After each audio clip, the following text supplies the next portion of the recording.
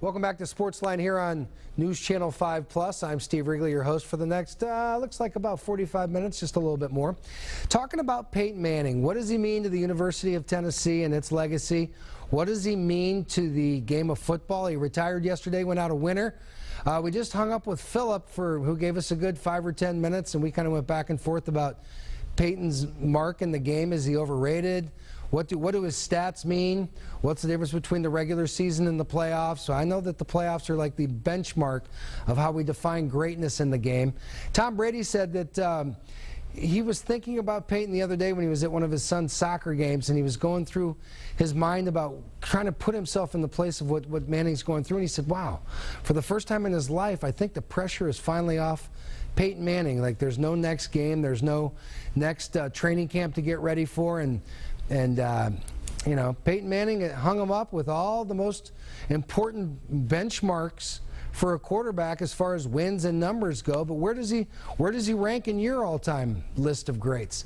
But it all started off at Tennessee, where we got to know Peyton Manning in the early 90s when he went there and he started lighting things up and he set the bar pretty high, which I think is what led to the T. Martin National Championship. I think all those guys came to Knoxville because they wanted to play with Peyton Manning, and Manning always had to rise to the occasion. And it's kind of like how I think the Cavs are with LeBron.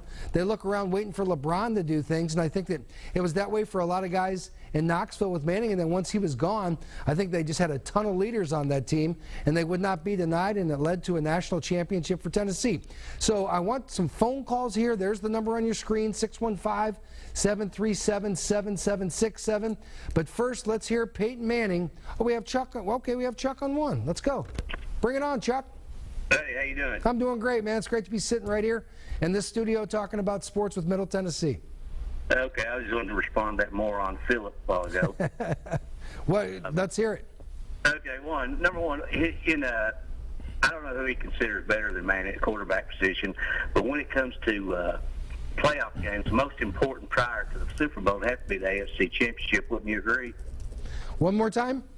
I guess in the AFC Championship game, wouldn't you say that that's the most important game as far as prior to the... Besides the Super Bowl, yeah, I think when you have the AFC and the NFC Championship games, that's the greatest week of football as far as I'm concerned. The same here, and his record against Brady in that game particularly was 3-1. And Amen. Then Great point. I'd like to point out is that when Peyton had his neck surgery at Indianapolis, they'd won the division championship, and they'd won 12 to 14 games. I can't remember the year before. But when he had his neck surgery, they only won 2 games, I think, that next year. When Brady went out in the first game of the season, I can't remember. I think it was against Kansas City. It was Matt Castle that stepped in and did so great. Castle comes in. He never started a high school game. He never started a college game, and he comes in and leads the Patriots to 10 wins. To me, that's enough said. There's no ifs, ands, or buts about it. Manning's the best quarterback that's ever been in the NFL. Nah, I don't know if you can say ever been in the NFL. I think he's one of the top 5. But you can't. If you go 13 and 12 in the postseason. The last Super Bowl, he would have been 1-3 in the Super Bowls if the defense didn't win that for him. He was 1 for 14 on third down. He was playing on fumes the last few seasons. Now he has all the great stats, but I don't think you can say he's the greatest ever. Okay, here's the reason I say he's better than Brady. The first Super Bowl Brady won, he didn't even play in the AFC Championship game. And the second thing is, he was on fumes. There wasn't any fumes. The defense carried the Patriots to that win over the Rams. If you watch that game again. Well, and they also videotaped their practice as well, and that's a whole nother sports line about the Patriots. 4 games of 2016. Yeah, and Brady could have lost that game if the Seahawks give the ball to Marshawn Lynch like they should have. That could have been a loss. Adam Vinatieri won a couple of games for him for a loss. But those are all ifs and buts and but the ifs and buts are this. Who's got 14,000 more passing yards in one more season? Who's got the 55 touchdowns in one season? Patriot fans would respond, name besides Randy Moss, name one wide receiver that Tom Brady threw to. That's the Patriots' comeback on that.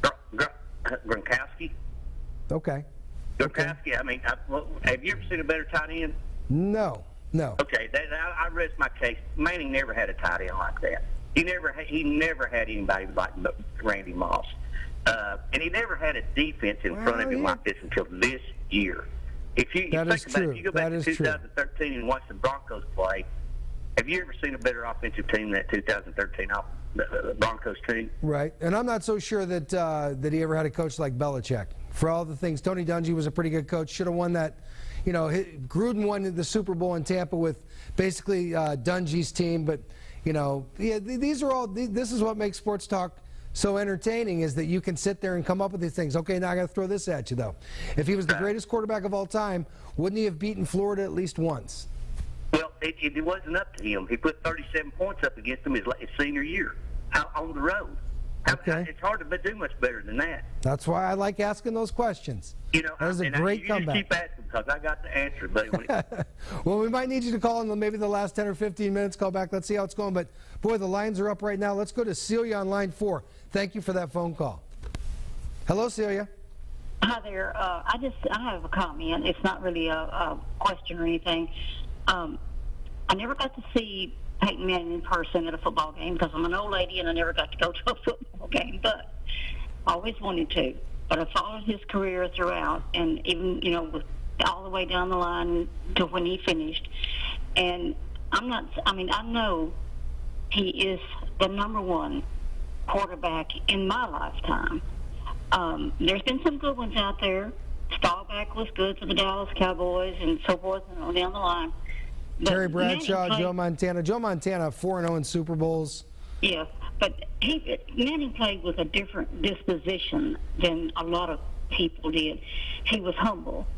He had a very humble disposition, and he appreciated what the people thought of him. And when he acted on the field, I don't know him what was going on off the field, but I know he was a gentleman. And he should be very, very highly respected. Thank you, Celia. Let's just move this thing right along. Let's get Mike on line 5. Go ahead, Mike. I got a question to ask you right quick, if you don't mind. Sure. Question is, do you think Manning will be going into the Hall of Fame? And my other question is, do you think they'll rename Median Stadium Manning Stadium? And Answer: yes, he'll go into the Hall of Fame without a doubt. No, he's going to be Neyland Stadium.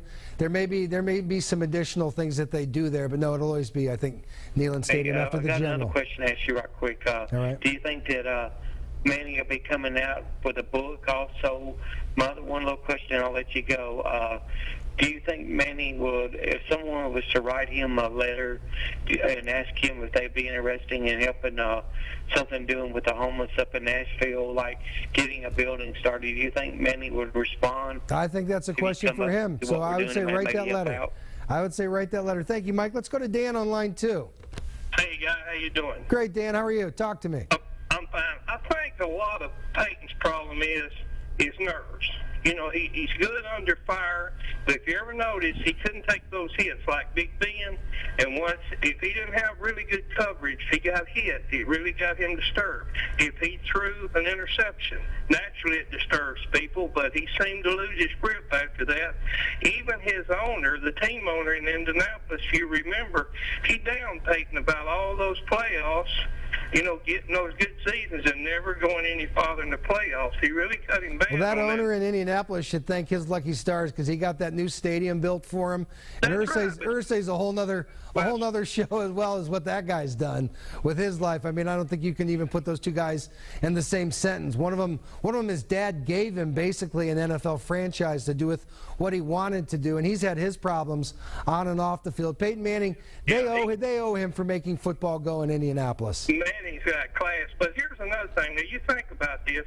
I think a lot of it's due with getting nervous because, you know, remember against Seattle how good he seemed to start, and the first play they threw that ball over his head there in the end zone, and he went downhill from there on through. Like I said, in Denver, I think he was playing on fumes. He had that neck surgery that a lot of people thought he'd never make it back. When I watched the first out that he threw in the Super Bowl, I said, it's going to be a long game for Denver. That was this year. They won that Super Bowl this year, I think, in spite of Peyton Manning, his physical skills, but his mental ability and the way he approaches a game and just the way he's revered by his teammates, I think that's what carried him to the win.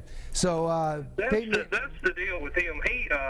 He's a good guy overall, and they might have won that Super Bowl with that backup quarterback because of the defense. But the point I'm trying to make is he seemed to do so good, but once he seemed to get his nerves up, or it seemed like he had problems. But that don't take away from his abilities.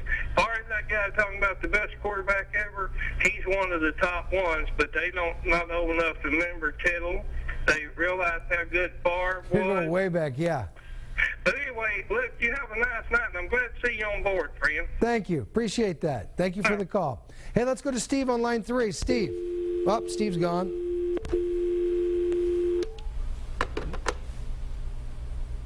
There we go. Let's go to Terry on line 1. I got a little shook there, like Peyton Manning. Like our last caller said, I just got a little crazy there. But go ahead. Oh, yeah, I just want to talk about a game Peyton Manning played against Florida. Like his sophomore year, I believe it was. It might have been his junior year. But, yeah, he put up it was like 24-7 at half. Tennessee, I mean. Right. Yeah, but Jay Graham fumbled the ball twice inside Tennessee's 20. Okay. Into the third quarter. If you remember that game. And it changed the complex of the game. It was like a momentum switch, Okay, so what I'm hearing from everybody out there now is that instead of being 0-4, that I need to look at this a little differently, that he put 37 points on the board one time he didn't have a defense to pull off the win, and that the other time there were a couple of turnovers when they already had the big lead. Okay, so, but the bottom line is 0-4 against Florida, and that I mean, we can sit there and talk about what might have been, what could have been, but actually it is 0-4. And I would put Peyton Manning in my top 5, but I just don't know if I can put him in the top 3 because of the postseason record. Thank you for that call. And Steve's been real patient on line 3. Go ahead, Steve, weigh in on where's Peyton Manning fit in this whole deal? I think he's probably the greatest, the best quarterback that I've seen play the game. I mean, he could break plays down. He was the most cerebral quarterback that you'd see on a playbook. He didn't need the head coach to coach him. He pretty much set the plays and the way the game went, and he was a great game manager. And defense wins. In the regular season, but in the playoffs, he was 13-12 in the playoffs. Yeah. If you have no defense, I mean, yeah, those records don't mean anything. I mean, you're making judgments on stuff that just don't make sense. Wait, the postseason means everything. Everything. Well, look 2 Super Bowls. Dan Marino never won a Super Bowl. True. And True. He's probably one of the greatest quarterbacks ever played. It was Peyton's favorite player. He got to the Super Bowl his first year, and he thought, I'm going to do this every year, and he never got back. It is hard, and that's why the NFL playoffs are the most intense. The Stanley Cup playoffs One championship team out of, 32? Yeah. Only one team Brady, can do it. They went many a time. He had more offensive record. And when you look at Joe Montana, Steve Young stepped in after him and won championships. Steve Young was a pretty good football player in his own right, though. Yes, but he had the West Coast offense, and Walsh was probably a great offensive mind. He had to beat the Dallas Cowboys to get there, though, and the Dallas Cowboys were pretty good in those years, too. Oh, well, yeah, they had unteamed. Put it this way, the coach didn't put the talent on the field that they could have put on the field to be a much better team because they didn't have defenses. They didn't, They had Dwight they Freeney. weren't known for defensive teams. They were known for rolling the points up. Yeah, they were. And, I mean, and defense win championships. If you look at the Super Bowl champions from 50 years, most likely than not, it's the defense that wins that game. It's the team with the better defense, but you have to play offense. The number one defense. If you don't put points on the board, you're not going to win. Amen to that. That's the way they play the game. Thank you for being so patient. One more thing, Steve, and then we got a break. On the board, and he had some good defenses, and he's never won a Super Bowl, and he's one of the best quarterbacks who's ever played the game. Amen to that. Thank you for being so patient, Steve. We're going to take a break right now. on SportsLine. Let's light these phones up. There's the number, 615-737-7767. I'm Steve Wrigley sitting in. We have more to listen to from Peyton Manning's press conference yesterday, but I like your phone calls. Let's talk sports right on the other side.